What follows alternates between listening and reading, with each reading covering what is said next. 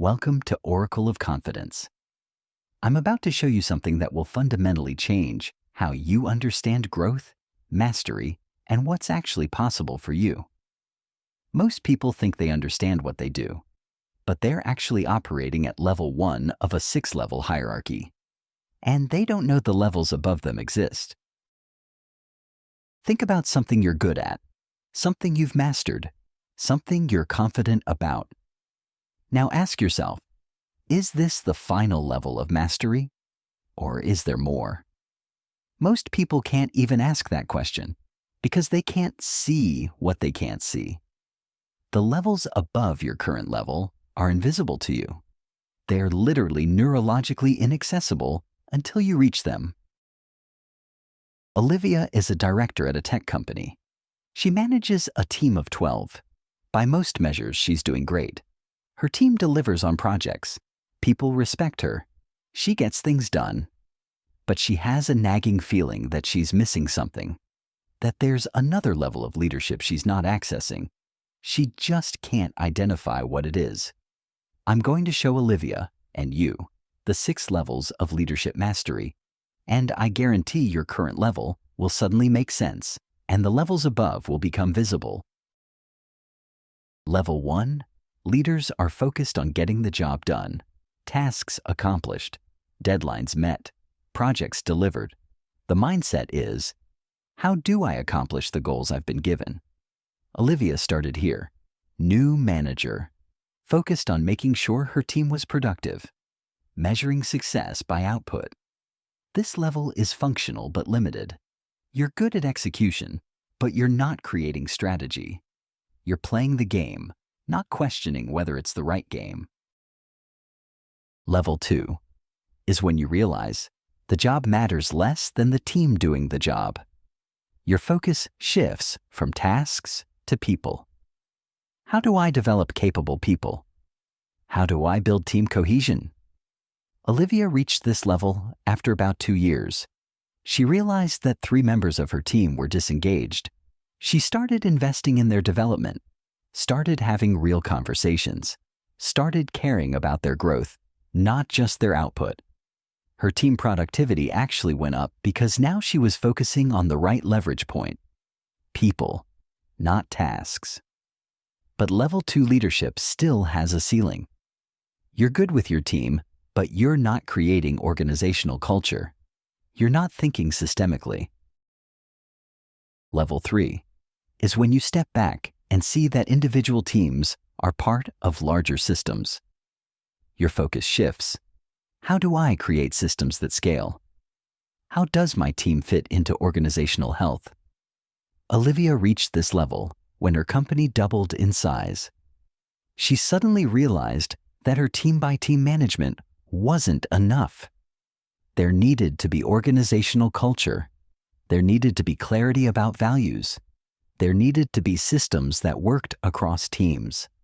She started thinking about interdepartmental collaboration, started creating frameworks that worked for multiple teams, started advocating for organizational health, not just team success. But again, there's a ceiling. You're good at organizational thinking, but you're not creating industry perspective. Level 4 is when you realize your organization is part of a larger industry ecosystem. Your focus shifts. What are the systemic issues in this industry?